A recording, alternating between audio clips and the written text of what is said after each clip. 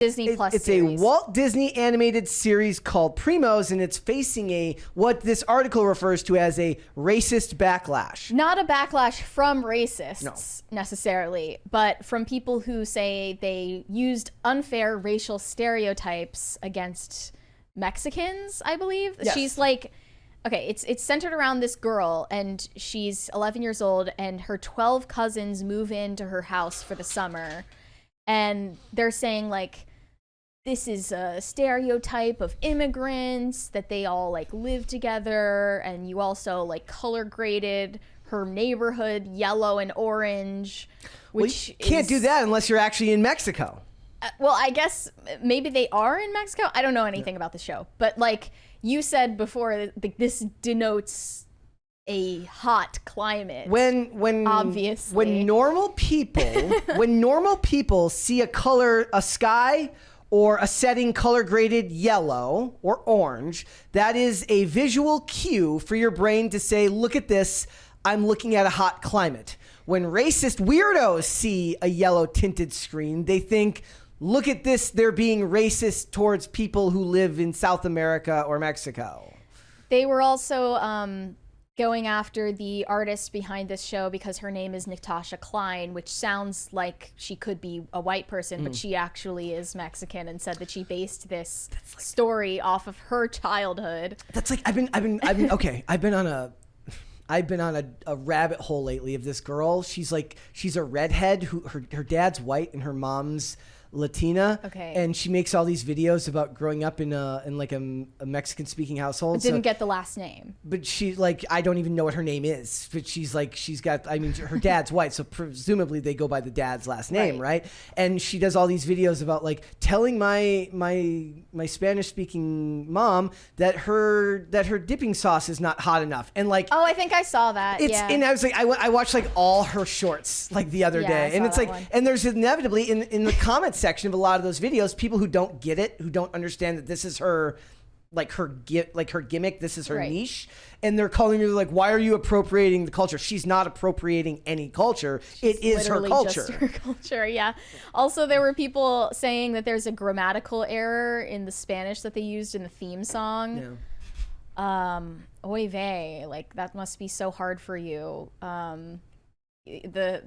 The primary language of the show is English. It doesn't actually matter. And then the voice actor made a TikTok, or no, she went on her Instagram story and responded to this criticism. Shall we play that? This one right here? Yeah, she basically said that this is the colonizers' language anyway, so why should we use it correctly?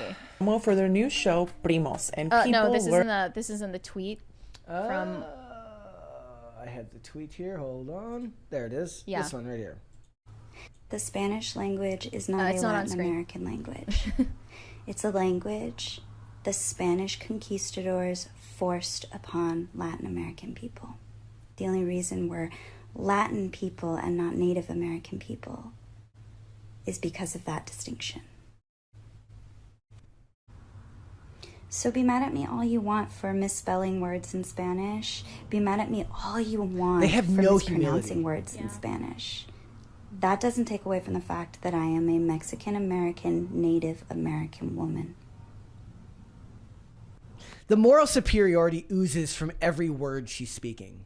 Yeah. It's reminding me of Meghan Markle's It's insufferable. voice. It's insufferable. Yeah. Like, they were saying, we're trying to make a good show for kids. For kids that feel left out. For kids that are different.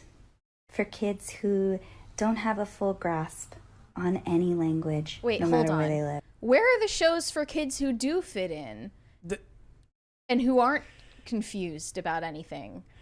99% of kids? Kids, in general. Where are the shows for those kids? You're going to be mad at that. Like, that is the most insufferably superior looking person I've seen in a very long time. That smug smile. That is the smuggest I've seen someone look in a very long time. It reminds me of Meghan Markle. They compared Meghan Markle's podcast to being stuck in the relaxation room of a spa with the most self-involved yoga instructor. That's amazing. Or like a very like quirky, self-important yoga instructor. That's what you sound like. Like I see, like but then Disney pulled all of the promo for this show. They didn't even stick by it. Totally caved to the mob, which is hilarious to me. I don't know if they're still going to put this out. I mean, they kind of have to, right? And it's the thing that sticks out to me when I watch stuff like this is like we live in a culture now where you could tell your unique life experience as a story in one of these movies, and it'll get called stereotypical. Well, what if you actually lived a fairly stereotypical life? There were comments here that were like, I lived with like 42 of my cousins. I was actually just looking like Kate McKinnon, one of the OAN reporters, retweeted something earlier. It was like getting kicked out of the house at 18 is a psyop designed to destroy generational wealth. And it's kind of, in a lot of ways, I wonder if that's not far from the truth, right? Like it is a very uniquely American thing to just kick people out at 18.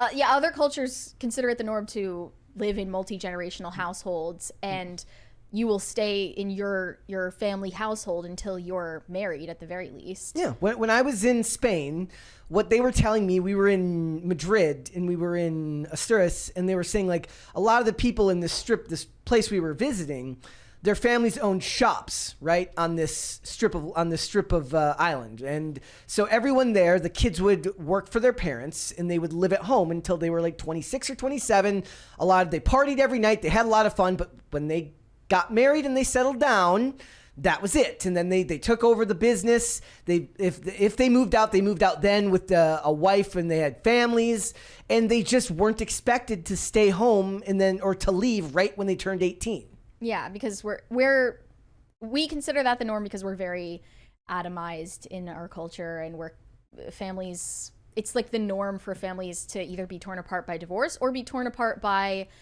people having to move across the country to get jobs now. Yeah. So I don't think that's an unfair stereotype. I think that's just also representing a culture that's different from ours accurately. It also speaks to everyone's view of something is colored by their own experience and their own biases, right? So if somebody sees this and what they see something is stereotypical and bad, it tells us more about how they feel about things than how the actual creator of the art felt about it. So if somebody sees stereotypes and they see yellow sky as bad, they're seeing that. That's a weird form of pareidolia. They're seeing something that's not there. I don't really care what people's reasons are for attacking Disney. I think we can all unite around hating Disney. Hating Disney. Well, we got a $20 super chat there from I can't see Iso? Yeah. I don't know what that says, but it's in Korean. PCC, did you see that AI generated Peter Griffin got banned on Twitch for making a detailed bomb threat on DC? LOL. Just LOL. I saw that it got banned. I didn't know that was the reason. Yeah, I thought somebody said that it was just cringe and it got banned. Whoa, holy smokes. Yep, not good. Why is that where AI goes? Because it's evil and it's going to enslave us all. My favorite are all the memes. It says like, who knew Peter Griffin was going to lead the singularity? My favorite is like all the memes. It's like John Connor looking at you make friends with the AI like it's not going to try and take over the world, and it's John Connor from Terminator 2. Look, anyone that pushes back on Disney, you've got my approval. Got my vote. This is Disney's fault for courting an audience of people that constantly get mad about stuff that is within their own camp. Then they obeyed them. Yeah. So and once you obey the first time, you have to obey every time, lest they tell you, well, you listened to this group and pulled it, but you didn't listen to this group and you didn't pull that. Why is that? So I don't like the people moralizing on the internet, but I also don't like this woman moralizing against them back. This lady is annoying. I specifically waited to watch that video. And fair point. Spanish is the colonizer language, so. But she's looking like this.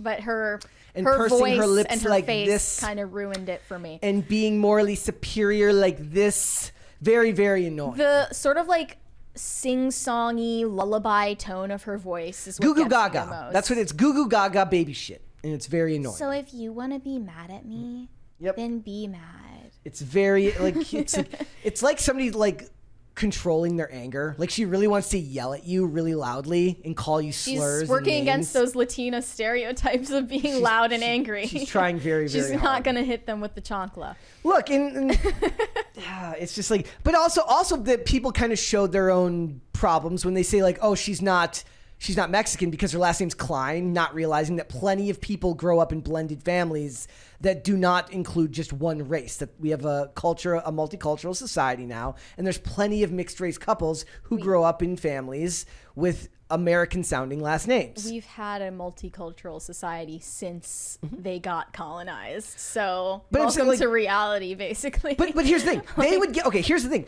The odd thing about it is that in the show, they would want her named if Natasha Klein was the character, right? This is the creator of the show's Natasha Klein. What they would want is they would want the character to be named Natasha Klein, because if you called her Natasha and gave her a traditional last name, they would call that a stereotype. Right. They call everything a stereotype because everyone has to be subversive now. You're not allowed to actually just be.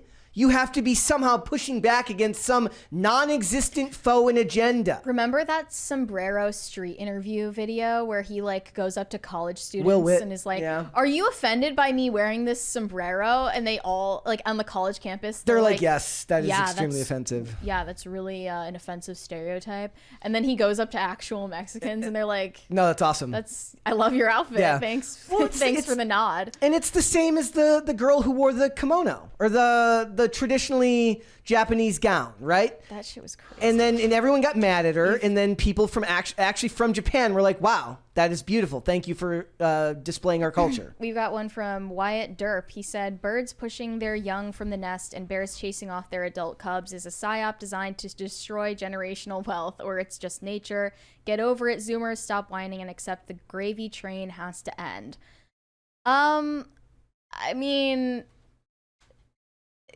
there are multiple dimensions to this. I think, like, I don't know when about you're that. looking at the benefits in other cultures that have more intact family structures, and they happen to be living in close quarters or in close communities with each other multi-generationally, you see the benefits firsthand. Also, they're moving out at 18 to go to college, but then they get stuck back at home after they get out of college because they're impoverished. and they can't find a job. But then they're stuck with a feeling of failure.